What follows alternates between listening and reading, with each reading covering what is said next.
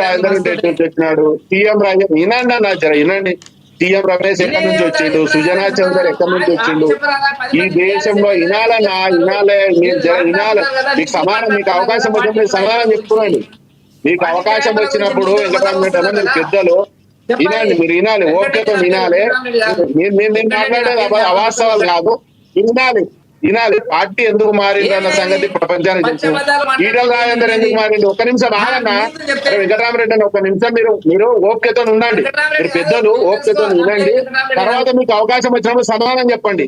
ఈటల రాజేందర్ అనేటువంటి ఎందుకు పార్టీ మారాల్సి వచ్చింది, ఎందుకు ఇవాళ ఈడీ ఏమైంది, సిబిఐ ఏమైంది ఆయన మీద, సుజనా చౌదరి ఎక్కడ పోయిండు, సీఎం రమేష్ ఏం చేసిండు, ఈ దేశంలో ఎంపీలు ఎందుకు పార్టీ మారిందన్న సంగతి దేశ ప్రజలకు తెలుసు.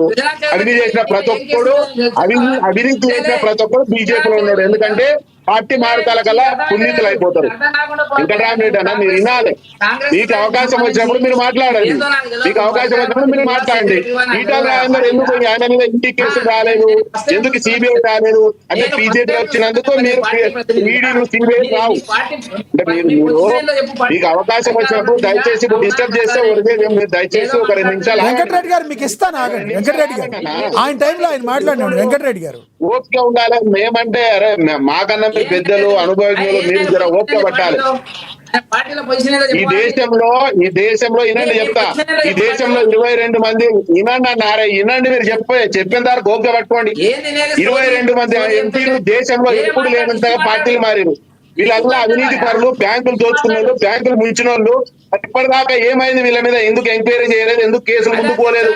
22 మంది ఎంపీలు దుర్మార్గంగా ఈ దేశంలో అవినీతి పరులు ఈ పార్టీలో చేరారు కదా, మరి ఎందుకు ఎంపీల మీద మీరు యాక్షన్ తీసుకోలేదు? ఇప్పటిదాకా ఎందుకు యాక్షన్ తీసుకోలేదు?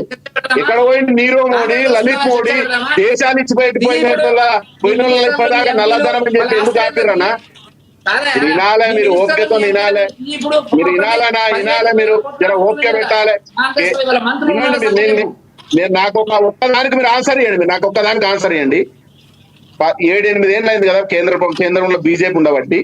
22 మంది ఎంపీ ఎందుకు మీ పార్టీ ప్రాంతీయ పార్టీలను వదిలి మీ పార్టీలోకి జాయిన్ అయిన వాళ్ళు కూడా అవినీతి పరలే. మొత్తం ప్రతిది ఒక్కడు మొత్తం మనీ లాండరింగ్ కేసులనే ఉంటారు ప్రతి ఒక్కరు. వాళ్ళని పునీతులు చేసుకోండి మీరు. ఇవాళ దేశంలో 22 మంది ఎంపీలు అవినీతి పరులు మీరు దాంట్లో చేస్తారు.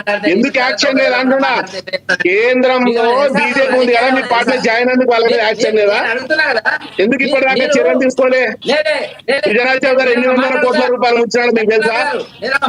ఈ దేశంలో ఉన్నటువంటి ఎంపీలు 22 మంది అవినీతి చేసి మీ పార్టీల కోసం ఎందుకు ఇప్పటిదాకా యాక్షన్ లేదు? ఎందుకు యాక్షన్ లేదు?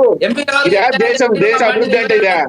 దేశాన్ని ఒక రకంగా దోచుకున్నోళ్ళు మీ పార్టీలో ఉన్నారంటే, దోచుకున్నోడు దేశాన్ని విడిచిపెట్టిపోయినోడు పట్టుకరానికి చేత కాదు. అవినీతి పనులంతా మీ దగ్గర కట్టకట్టుకొని పుణ్యతులు అయిపోతారు బీజేపీలో జాయిన్ అయితే. దయచేసి ఏదైనా చెప్పేటప్పుడు దయచేసి ఓపిక స్థానంగా ఉండాలి.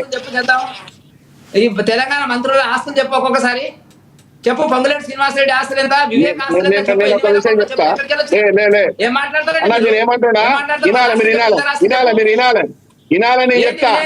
కాంగ్రెస్ జర వినాలన్నారే, నేను మాట్లాడుతున్నా కదా, జర ఓకే పట్టు. ఎంత పొంగులేటి శ్రీనివాసరెడ్డి ఆస్తులు అంటున్నా? వెంకటరామరెడ్డి అన్నా నేను మాట్లాడుతున్నా కదా, నువ్వు వినానా జర ఓపిక పట్టు. అంటే ఈ దేశం వినారే, మీకు అవకాశం ఉన్నప్పుడు మాట్లాడండి. లేదంటే వెంకటరెడ్డి గారు దయచేసి ఆయన కంప్లీట్ చేశాక ఆయన చేసిన అలిగేషన్స్ ఫాల్స్ అయితే మీరు మాట్లాడదురు. కానీ ఇద్దరు మాట్లాడితే అర్థం కాదు కదా. వెంకటరెడ్డి గారు దయచేసి మీరు నోట్ చేసుకోండి.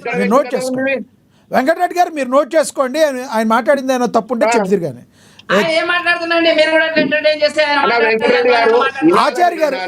ఆచార్య గారు కంటిన్యూ చేయండి. సమయం తక్కువ ఉంది. వెంకటరెడ్డి గారు ఒకరికొకరు కోఆపరేట్ చేసుకోకపోతే అది ప్రాబ్లం అవుతుంది. తర్వాత ఆయన మాట్లాడినవ్వండి. ఆయన మాట్లాడిన తప్పుంటే మీరు చెప్తారు. గారు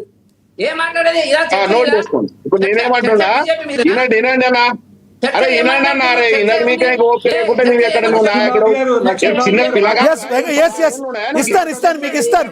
విజయారాయ్ గారు మీకు ఇస్తాను. రైట్ మనిషి అనుభవం ఇట్లా మాట్లాడతావా?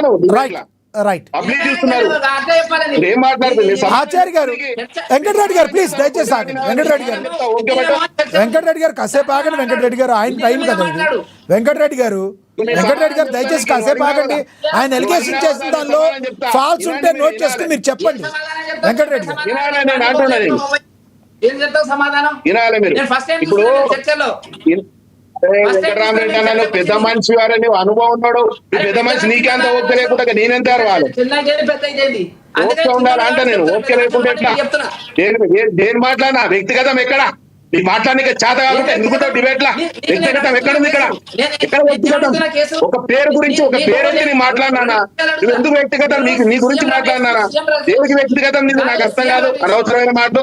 పెద్ద మనిషి అయినాను, నీకు తెలియలేని మాటలు. అసలు వ్యక్తిగతం ఎక్కడుంది దీంట్లో? అవినీతి పరులను ప్రోత్సహించడం అనేది వ్యక్తిగతమా? అవినీతిని ప్రోత్సహించడం అనేది వ్యక్తిగతమా?